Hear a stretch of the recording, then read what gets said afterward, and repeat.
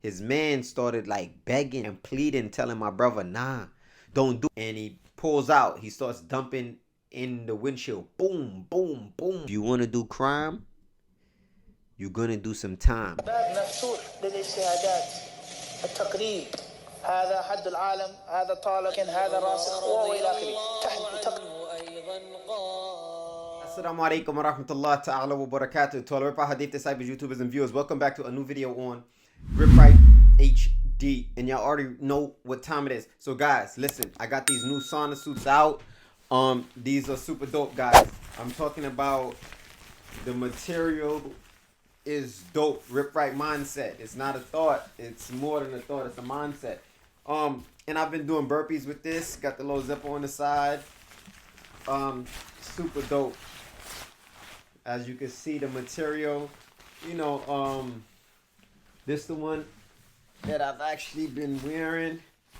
And yo guys, sweating like a runaway slave. So go check it out. It's on my website. And we got so much new merch and more coming, inshallah. So let's get right into it. So guys, this is a little bit about my brother. Now, my brother was a whole gangster. He was a thug. He was official tissue.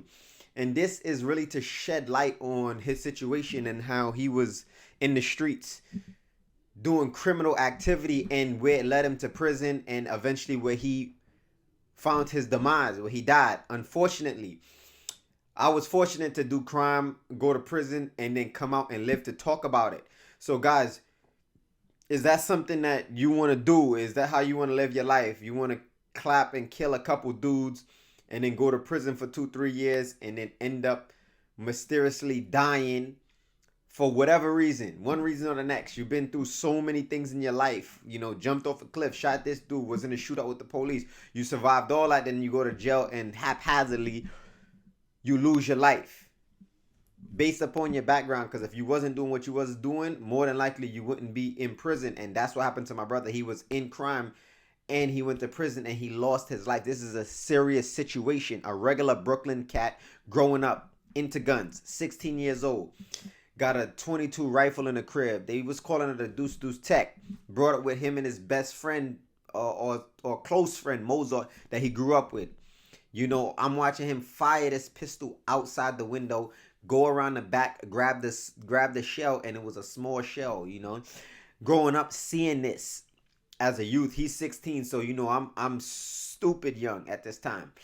So, you know, my brother was basically that dude to me, you know, when I was younger. I loved my brother to death, you know.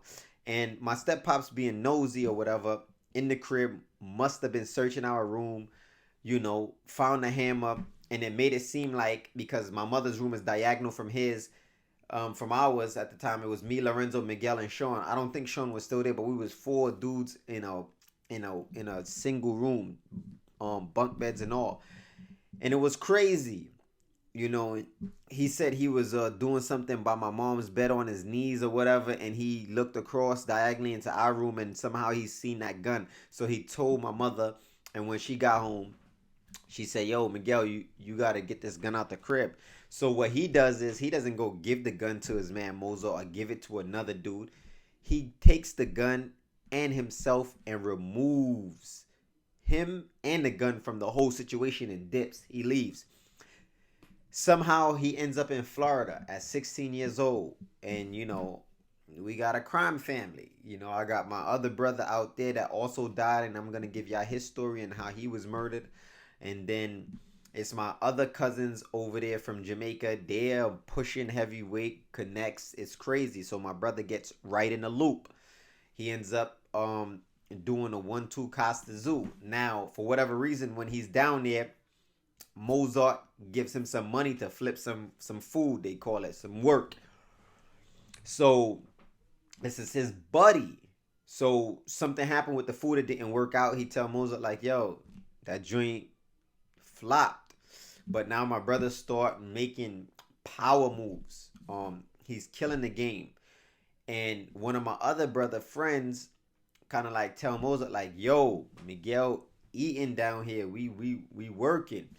So Mozart is feeling like my brother basically is flipping his little food. Mind you, this joint was crumbs. This joint wasn't nothing. You know, my brother was able to get pounds, hundreds of pounds of weed. You know what I'm saying? At the snap of a finger.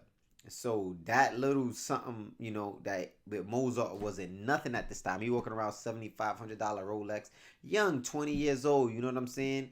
Chains, you know, little jewelry, buying whatever he want. You know, at that time, Polo, Tommy Hilfiger, you know, the same old. So now my brother's going back and forth from NYC to Florida. He's in Orlando at the time. He has a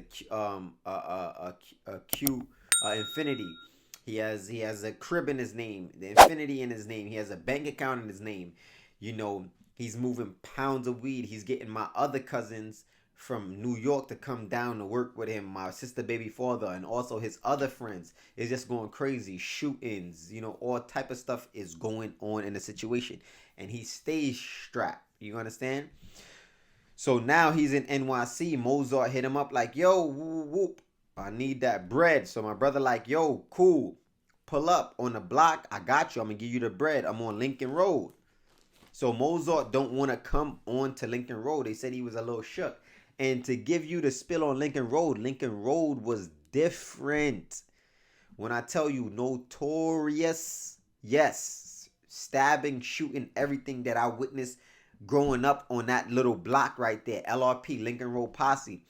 For example, the guy that got murdered by the guy who was wearing the Hasidic Jew outfit. You seen when he ran up to the car? It was on the news months ago and shot this guy in the head. That was JT. I knew him since I was a baby, basically, on Lincoln Road running around. So he's seen me grow. You understand? So Lincoln Road was a different breed, you know, with those type of guys running around. For somebody to come and run up on JT like that and murder him, you know, after doing federal time change, nobody cares sometimes about who you are now. They only worry about what you did in the past. So the way that hit was, the way that homicide went down, you can tell it's a serious situation. You understand? And who that guy that got murdered, how serious he was, at least in the past when I was growing up. So Mozart didn't want to come on a block to get the money or whatever, some crumbs. So he didn't believe Miguel. He thought Miguel was still flipping his bread or doing whatever, when in reality the work got messed up. So Mozart told him like, yo, next time I see you, I'm gonna kill you. How did it get here? Me and you was like this, bro. This is a little bit of money. It's not that serious. All you got to do is come down to FLA and eat with me, bro. It's light. So my brother's mind is racing, you know. Him strapped too. Got the gun in the inner thigh. So, you know, Mozart and them is close by, but they don't want to come on to Lincoln Road, like on the block. You know, it's a one way, and then it's a small one way, so it's almost like one way in, one way out, you know. But my brother wasn't on that time, so I guess Mozart and my brother knew where Mozart and them was at, and as they started driving off, they stopped at a stop sign or a stoplight. Now Mozart is in the passenger seat and somebody's driving him. Obviously Mozart has some, you know, illegal stuff in the car as well as a gun. I believe he had drugs, but we definitely know he had a hammer in the car. So my brother makes the decision. I'm going to kill this dude. You can't threaten me and then think that, you know, you're going to get away with it. My brother runs down on a car. Remember, these guys was like this. And he pulls out. He starts dumping in the windshield. Boom, boom, boom, boom. Shoots Mozart in the face. I see my brother later on that day. I'm young still. My brother's rushing. Yo, I'm out. I gotta go. Boom, pack his stuff. Dips back to Florida. Gets on the highway. However, Mozart is shot in the face on Lincoln Roadside on Flatbush. The police come, books him. This is my thing. You got a driver. You're dirty. You just got shot in the face. How can he allow the police to get there and find drugs or guns in that car. It's like, some people, they talk a lot, but then when it's time, when it's the action, sometimes people freeze up. It's a serious situation. You can't say, if I was there, I would have did this. I just know from being in certain situations how I move. So when you're a criminal and you're living that life, you have to be full throttle. There's no way. I don't care if that was my mom's car.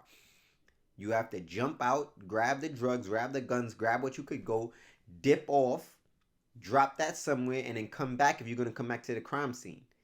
And say whatever to the police. Yeah, I got this dude came, shot up in the car. I got scared. I ran through 5-6 blocks, and now I'm back. Come in and retrieve your mother's whip or whatever, or come back a day later. I don't care what it is. You were feared for your life, but no way he was supposed to get caught unless police was right there on the scene. So that's why I say a lot of people be in this life and they not keeping it 1,000. So now after Mozart gets booked with the hammer and everything, he, obviously he ain't never been to jail. So what's the first thing he do? Yo, listen, this dude that shot me, he a big whale out there in Florida. He starts dropping dimes immediately. Why? To remove himself from prison. Another way, you in this life, you're not keeping it 100. You just threaten this man. He shot you. Did he have right for shooting you? No. It's foolery why he shot you. Both of y'all beefing over nothing. Y'all friends. However, Mozart goes against the code. He tells on my brother. So now, everything in my brother's name. From car, bank account, you name it. So my brother's on the phone with my cousin like, yo, yeah, da-da-da-da-da-da. He's in the crib. Now the other dude that be working with my brother's also in the crib. He's chilling. So my brother look out the back window. He see mad white folks. Them people there. So he be like, yo, severe white people out in the backyard. So my brother like, nah, it's time to move. He looked to the front. Same thing. They start surrounding the crib.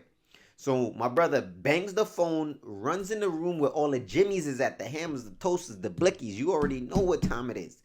So he tell his man, yo, grab this, grab that. Yo, it's time. We out.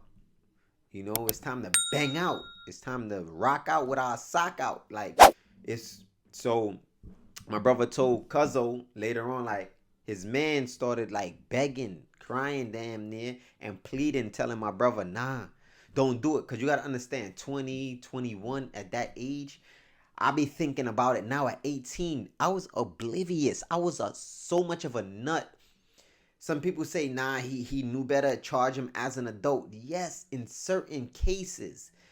But I'm going to tell you from my experience at 18, not knowing what a Muslim was, not really understanding religion, not really understanding what I was doing, the severity of it, running around with these guns in these streets, harming people, thinking it was really like a video game I was playing. I seen no harm in it. It is so crazy.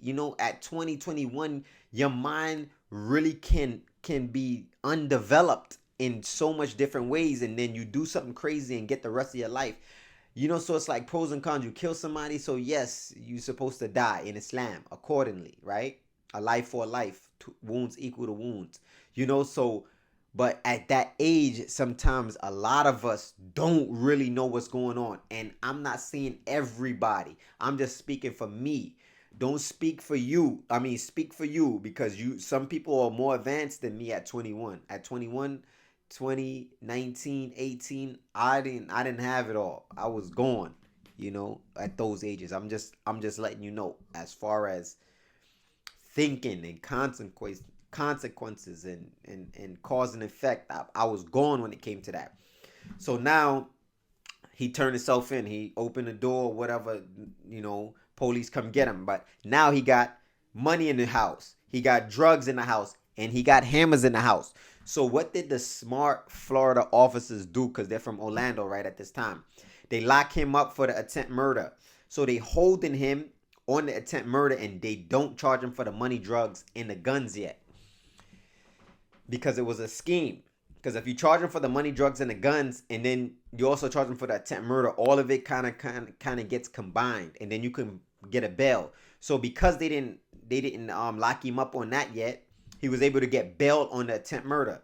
So when he gets bail on the attempt murder, he called fam. He like, yo, I got bail. So fam like, yo, they coming to get you. They gonna book you for the guns, the drugs, and the money. I'm telling you, run. He like, nah, my people's put the house up now. His baby mother's family, I guess, put the house up. So he like, yo, I gotta stay and wait for court. He like, my cousin like, nah, they gonna book you, boy. If you stay there, he's like, yo, but if I run, they gonna lose their house. He was like, you gonna owe them a house then. Bottom line. So he like, nah, I can't do that. So he stayed. Lo and behold, they waiting for him at the spot. He see them, they see him. He dip and dodge. He run. He getting chased by the police. Ended up hiding under a car. Somehow get away. Shave his head. Shave all his dreads off. The next day, he's trying to go to the bank. You know, long time ago when it first happened, I heard he was going to pull out like 50K. You know, my cousin telling me the whole situation. He didn't really give me the spill on the amount of bread just recently. So they was waiting for him. Froze his bank account. Booked him. Locks him up now for the money, drugs, and the guns. He only does 2 years off of that. He's about 20 at this time. Yeah, roughly 20, 21. Now, they whole thing when he was fighting that case was like, yeah, let's release him. Give him this time. He's about to go do 25 years anyway in NYC for attempted murder. So he's clipped. Anyway, we're not really tripping. Just give him a slap on the wrist. However, that 2 years in Florida prison caused my brother his life. And I explain why in part 2. But guys, if you want to do crime, you're going to do some time. And if you don't do the time, you're going to get done dirty eventually. And if you don't get done dirty, then you just the one of the few people that were able to run around your whole life and do everybody dirty and nothing happened back. So you know it's waiting for you in the afterlife. So my thing is, stay tuned, stay ripped, 6-pack, big back, big facts.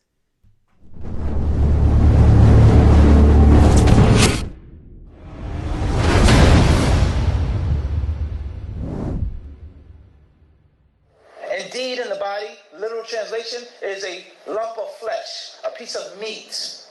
إِذَا صَلَحَتْ صَلَحَ الْجَسَدُ كُلُّهُ. And when that lump of flesh